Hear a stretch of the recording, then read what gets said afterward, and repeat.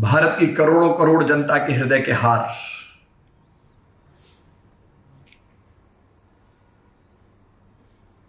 युग पुरुष राष्ट्र नायक श्रीमान नरेंद्र मोदी जी को जन्मदिन की बहुत बहुत शुभकामनाएं। सतायु हो, दीर्घायु हो और राष्ट्रीय पुनर्निर्माण के महायज्ञ में जुटे रहे। मेरा और उनका साथ बहुत पुराना है।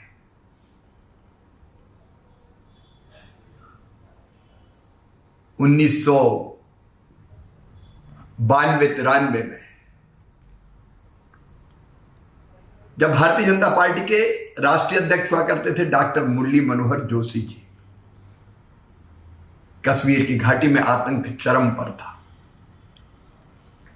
कांग्रेस की सरकार थी। श्रीनगर के लाल चौक में तिरंगा झंडा फहराने की कोई सोच नहीं सकता था। तब पार्टी ने फैसला किया पूरे देश को एकता के सूत्र में पिरोने का, आतंकवाद को चुनौती देने का, और तय किया कि डॉक्टर मुरली मनोहर जोशी जी के नेतृत्व में एकता यात्रा निकलेगी कन्याकुमारी से श्रीनगर के लाल चौक तक। अलग जगाते हुए, जागरण का मंत्र फूंकते हुए श्रीनगर के लाल चौक में तिरंगा झंडा फहराएंगे डॉक्टर जोशी जी। सवाल था ऐसी यात्रा जिसकी राह में कदम कदम पर खतरा है। इस यात्रा से जनता को जोड़ना, पूरे देश को एकता के सूत्र में पिरोना, सफलतापूर्वक यात्रा का संयोजन करना, यह कौन करेगा? तब एक ही नाम याद आया, श्री नरेंद्र दामोदर दास मोदी का। वो यात्रा के प्रभारी बनाए गए। मेरी पहली मुलाकात उनसे उसी समय हुई। मैं तब विदिशा से सांसद चुना ही गया था। यात्रा से नौजवानों को जोड़ने के लिए केसरिया ब्रिगेड बनाई गई और मुझे केसरिया ब्रिगेड का राष्ट्रीय संयोजक बनाया गया। और तब मोदी जी से मिलने का सौभाग्य मिला। पहली बार मैंने देखा एकता यात्रा से जनता को जोड़ने के लिए कितने आइडियाज उनके पास थे। उन्होंने कहा कि एक ही यात्रा क्यों निकले, लेकिन जगह जगह से उपयात्राएं उसमें जुड़ेगी। अलग जगाते हुए, जागरण का मंत्र फूंकते हुए, भारत माता की जय के उद्घोष करते हुए देश का हर हिस्सा क्यों ना जुड़े यात्रा से। और तब उपयात्रा निकालने का निर्णय लिया गया जो मुख्य यात्रा से अलग अलग स्थानों पर जुड़ेगी। एक उपयात्रा निकालने का दायित्व मुझे भी मिला। जबलपुर, मंडला, बैहर, बालाघाट, सिवनी, छिंदवाड़ा, नरसिंहपुर से होते हुए होशंगाबाद में मुख्य यात्रा से मिलनी थी। केसरिया ब्रिगेड के संयोजक के नाते भी मैंने देश भर का उस समय दौरा किया था। और तब मैं आश्चर्य से देखता था, दिन और रात मेहनत करते हुए मोदी जी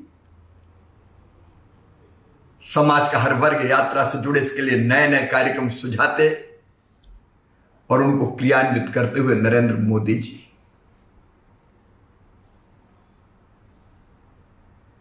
लाल चौक में तिरंगा झंडा लहराए, यात्रा पूरे देश को जगा दे, जन जन यात्रा से जुड़ जाए।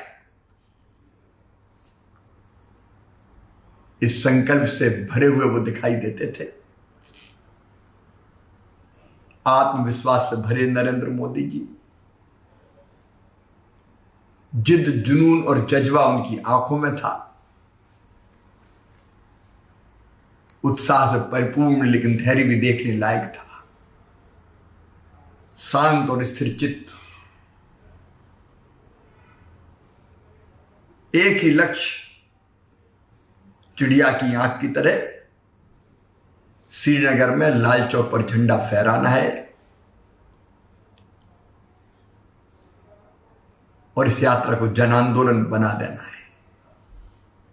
देश भर में चारों तरफ एक देश में दो निशान, दो विधान, दो प्रधान नहीं चलेंगे। नौजवान गाते हुए एकता यात्रा के साथ चलते हैं। कश्मीर हमारा माथा है और दिल्ली दिल की रानी है। खबरदार देश के दुश्मनों, मिटने को आतुर अपनी जवानी है। पूरे देश का वातावरण बदल गया। पंजाब में एकता यात्रा पर, पंजाब में एकता यात्रा के पहले हमला भी हुआ। केंद्र सरकार चिंतित थी। डॉक्टर जोशी जी अडिग थे, मोदी जी उनके सारथी थे। देशभक्ति का जुनून जगाते हुए यात्रा आगे बढ़ रही थी। तब केंद्र सरकार ने अचानक तय किया कि एकता यात्रा के साथ भीड़ लाल चौक नहीं जाएगी। लाखों दीवाने, मस्ताने, देशभक्ति के प्रेम में पागल कार्यकर्ता और युवाओं का सैलाब उमड़ पड़ा जम्मू की धरती पर। मैं उस सैलाब में शामिल था। मुझे भी लाल चौक जाना था। बसों में बैठ के हम लोग जम्मू से चले। मुझे याद है, रामबन के आसपास हम पहुंचे, एकता यात्रा रोक दी गई और बाद में तय हुआ कि डॉक्टर जोशी जी, नरेंद्र भाई सहित केवल 5 लोग जाएंगे। लोग उद्वेलित थे। मोदी जी के साथ सैकड़ों कार्यकर्ता कन्याकुमारी से ही यात्रा की व्यवस्थाओं में, अलग अलग कामों में दिन और रात जुटे हुए थे और जुनून एक ही था, संकल्प एक ही था। श्रीनगर के लाल चौक पर तिरंगा झंडा फहरेगा और हम तिरंगा फहराने के उस दृश्य के साक्षी बनेंगे, आतंकवाद को चुनौती देंगे। लेकिन जब यह तय हो गया कि और कोई नहीं जाएगा, तो कई की आंखों में आंसू थे। लोग उद्वेलित भी थे, गुस्से में भी थे। लेकिन पार्टी ने भी तय कर दिया कि अब कोई आगे नहीं बढ़ेगा। मुझे अच्छी तरह याद है, श्रीनगर के लाल चौक पर शान से तिरंगा झंडा फहरा। मोदी जी सीना तान के गर्व के साथ भारत माता की जय का उद्घोष करते हुए डॉक्टर जोशी जी के साथ लाल चौक पर पहुंचे थे। लेकिन जब लाल चौक से लौट के आए तो जम्मू में एक विशाल सभा का आयोजन किया गया। जो लोग यात्रा में नहीं पहुंच पाए थे, यात्रा को रोक देने के कारण नहीं पहुंच पाए थे, वो भी सब जम्मू में उपस्थित थे। ऐतिहासिक सभा हुई। मोदी जी भी बोले। तब तक मैं ये मानता था, मेरे समान कई लोग ये मानते थे, मोदी जी बड़े कठोर दिल के इंसान हैं। कठोर, घनघोर अनुशासन, समय पर काम, व्यवस्थित काम, ये उनका स्वभाव था। लेकिन जब मोदी जी बोले तो उनने उल्लेख किया कि मेरे साथ सैकड़ों कार्यकर्ता इस यात्रा के संयोजन में अलग अलग व्यवस्थाओं में दिनों रात जुटे थे। कन्याकुमारी से साथ चल रहे थे, उसके कई दिन पहले से यात्रा की तैयारियों में जुटे थे और एक ही भाव सबके हृदय में था, लाल चौक पहुंचेंगे, श्रीनगर में तिरंगा झंडा लहराएगा, भारत माता की जय का उद्घोष होगा। लेकिन वो यात्रा रोक देने के कारण और इस फैसले के कारण कि नहीं कोई आगे नहीं बढ़ेगा, श्रीनगर के लाल चौक नहीं जा पाए। वो रात भर सोए नहीं, बैठे बैठे रोते रहे, रात भर रोते रहे। गम एक ही था, दर्द एक ही था,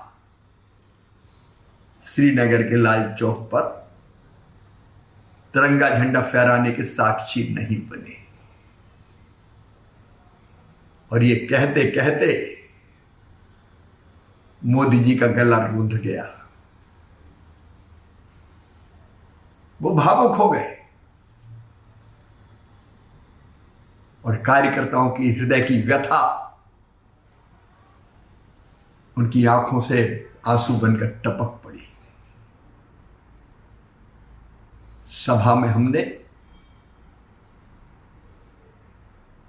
मोदी जी को लगभग रोते हुए देखा और तब लगा कि ऊपर से कठोर लगने वाला इंसान कितने नरम दिल है, कैसा संवेदनशील हृदय है सीने में। ऐसे एक नहीं अनेकों प्रसंग हैं, संकल्प पूरा करने के लिए कठोर, दृढ़ संकल्पित, किसी भी सीमा तक जाने वाले, लेकिन हृदय से संवेदनशील, ऐसे हैं श्रीमान नरेंद्र मोदी जी। अगर ये वीडियो आपको पसंद आया है तो इसे लाइक ज़रूर करें। अगर चैनल अभी तक सब्सक्राइब नहीं किया है तो कर लें और नोटिफिकेशन पाने के लिए बेल आइकन भी दबा दें।